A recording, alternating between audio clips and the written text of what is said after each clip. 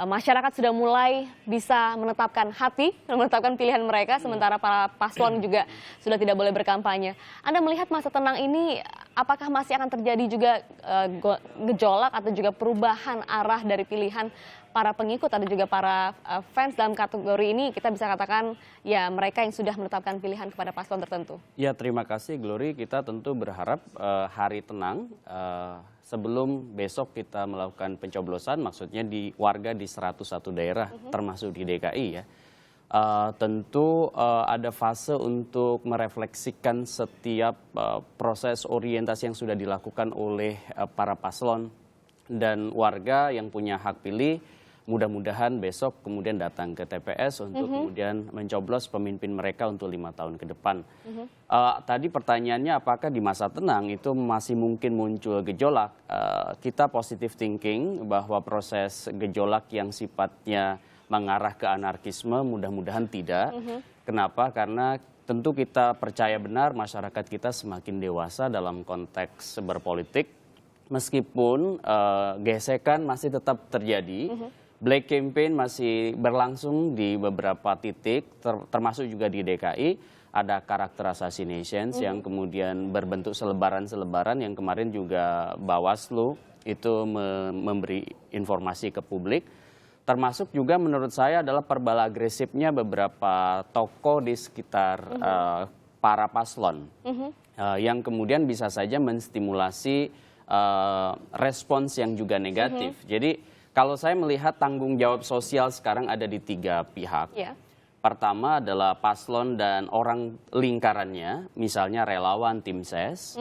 Kemudian yang kedua adalah media massa, tentu juga harus menciptakan situasi yang lebih positif, kondusif.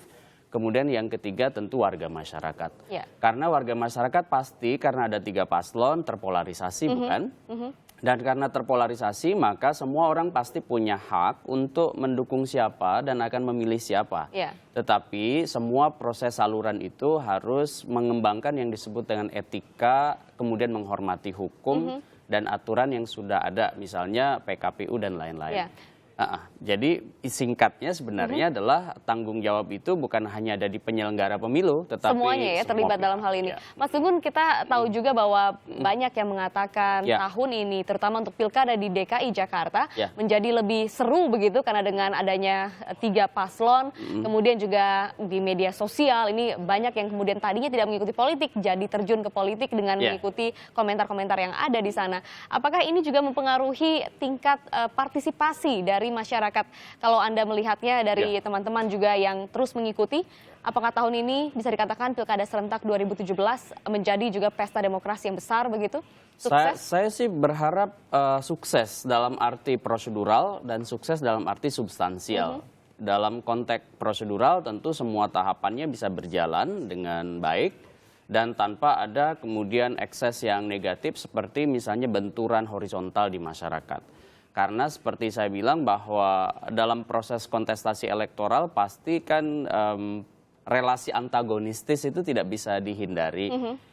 Karena masing-masing masyarakat punya pilihan dan preferensi politik mereka kan juga berbeda-beda. Tapi paling tidak ini bisa mengundang mereka untuk tidak golput begitu ya? Iya, tentu kita berharap golputnya tidak banyak ya, maksud saya pasti kan masih tetap ada, tetapi kita berharap tertekan ya prosentasenya menjadi lebih rendah. Kenapa? Karena Jakarta input, proses, dan outputnya kita harapkan jadi role model juga nih untuk Indonesia. Kenapa? Ini Jakarta ini multi kanal informasinya luar biasa. Sehingga sosialisasi para paslon menurut saya sudah sangat optimal, hampir kurang lebih 4 bulan. Dan kanal-kanal warga, baik itu media sosial maupun perbincangan yang sifatnya face to face seperti melalui jejaring komunikasi komunitas dan kelompok serta organisasi berjalan. Termasuk juga liputan media, itu udah sangat masif sekali, tidak ada pilkada yang diberitakan semasif Jakarta. Bisa dikatakan ini sosialisasinya sudah maksimal begitu ya? Menurut saya Glory, ini pilkada yang liputannya sudah setara dengan pilpres. Sehingga harusnya ketika input informasi bagus, proses penyelenggaraan pilkada at least sampai hari ini kan belum ada persoalan yang benar-benar signifikan dari para penyelenggara pemilu. Misalnya bentuk kecurangan yang dilakukan secara struktur oleh para penyelenggara kan belum kedengaran nih.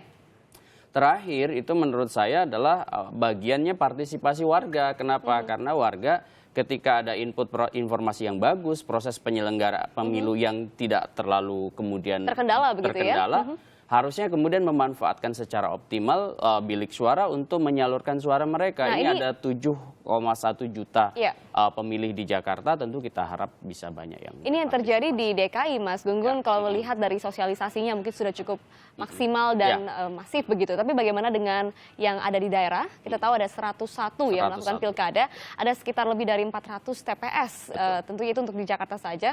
Nah, ini apa yang kemudian bisa Anda lihat di daerah? Apakah sudah cukup merata seperti di Jakarta untuk sosialisasi paslon begitu? Ya, memang ini beragam ya. Beberapa daerah masih terkendala dengan proses sampainya informasi pilkada itu ke warga masyarakat. Paling tidak warga merasa menjadi bagian sehingga mereka mau menjadi partisipan dalam kontes demokrasi elektoral ini. Kendalanya menurut saya banyaknya di dua hal ya. Pertama, kurang atau minimnya sosialisasi yang dilakukan oleh penyelenggara, terutama tidak bisa menyentuh basis-basis masyarakat yang sebenarnya tidak terpapar oleh informasi baik media mainstream maupun media sosial. Kan banyak kan yang tidak terpapar.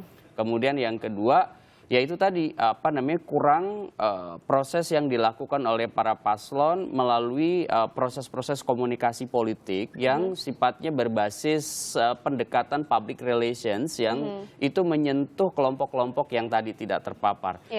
Sehingga minimnya informasi. Bahkan untuk nama saja mungkin tidak semua warga di daerah mengetahui siapa yang akan mereka pilih di saat pemilihan pilkada itu ya.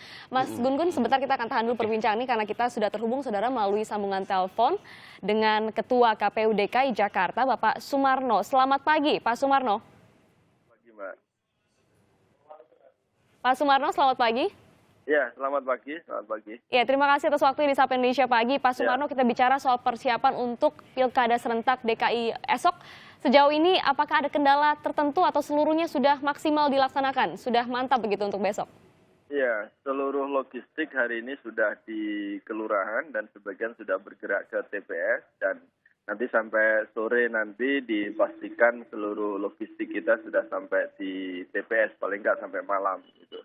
Sehingga H-1 itu seluruh TPS di 13.023 TPS itu sudah mendapatkan logistik untuk kebutuhan pemungutan suara besok. Ya, Pak Sumarno, kita bicara soal pemilih yang belum mendapatkan formulir atau yang belum memiliki IKTP. Apa yang akan kemudian menjadi antisipasi dari KPU di DKI Jakarta khususnya untuk mereka yang tidak terdaftar atau yang belum juga memiliki IKTP saat esok pemilihan? Ya, jadi pemilih kita ini kan ada tiga kategori, Mbak ya. Yang pertama adalah pemilih yang sudah terdaftar di DPT, jadi mereka tidak perlu ditanyakan IKTP-nya gitu, karena sudah terdaftar nanti langsung menggunakan hak pilihnya mulai pukul 7 sampai pukul 13. Yang kedua adalah pemilih yang terdaftar di DPT tapi tidak bisa menggunakan hak pilihnya di TPS di mana dia terdaftar. Karena keadaan tertentu, seperti misalnya teman-teman wartawan yang pada hari pemungutan suara ditugaskan untuk melakukan peliputan di luar TPS-nya gitu misalnya. Ini kemudian tentu harus menggunakan keterangan pindah memilih. Jadi dia bisa juga menggunakan hak pilih. Nah, yang ketiga adalah pemilih yang secara administratif sebenarnya terpenuhi syarat untuk memilih tetapi tidak terdaftar di dalam DPT. Nah, kategori ketiga ini nanti bisa menggunakan hak pilihnya dengan menunjukkan KTP elektronik atau surat keterangan dari Dinas Kependudukan dan Pencatatan Sipil bahwa yang bersangkutan sudah melakukan perekaman IKTP begitu. Dan itu nanti kapan melakukan pemilihannya, Bapak? Nah, pemilih yang ketiga itu nanti menggunakan hak pilih mulai pukul 12 sampai dengan pukul 13 gitu. Pukul 12 sampai pukul 13 di TPS alamat mereka berada begitu ya, sesuai dengan identitasnya. TPS sesuai dengan alamat identitasnya, itu dengan menunjukkan kartu keluarga aslinya. Jika yang belum memiliki IKTP dan kemudian di TPS tidak mendapatkan juga formulir C6, ini bagaimana Pak Sumarno? Ya, Formulir C6 ini adalah surat pemberitahuan untuk memilih, bukan surat undangan, bukan juga syarat untuk bisa menggunakan hak pilih. Jadi seandainya ada warga masyarakat yang belum mendapatkan C6, itu tidak jadi persoalan, mereka bisa saja langsung datang ke TPS, nanti toh nama mereka sudah ada di dalam daftar pemilih tetap, sehingga nanti tinggal menunjukkan saja ini nama saya ada di sini dan kemudian kalau ditanya identitasnya tunjukkan saja KTP-nya. Jadi nggak masalah walaupun belum mendapatkan C6 begitu. Jadi tidak menjadi syarat mutlak begitu ya untuk formulir C6 ini. Ya, C6 bukan syarat untuk menggunakan hak pilih. Lalu bagaimana dengan KTP tadi Pak Sumarno yang belum iKTP, apakah masih bisa membawa KTP mereka? Yang belum iKTP bisa melakukan ini, menunjukkan surat keterangan dari Dinas Dukcapil. Kan sekarang kan yang belum berKTP elektronik diharuskan melakukan perekaman kan oleh Dinas Kependudukan. Nah, ketika melakukan perekaman juga tidak otomatis mendapatkan kartunya, tapi nanti akan dikeluarkan surat keterangan dari Dinas Kependudukan dan Pencatatan Sipil. Nah, surat inilah yang bisa digunakan sebagai pengganti iKTP. Dari Dukcapil sampai kapan batas waktunya Pak Sumarno untuk mendaftarkan diri untuk mendapatkan surat keterangan ini?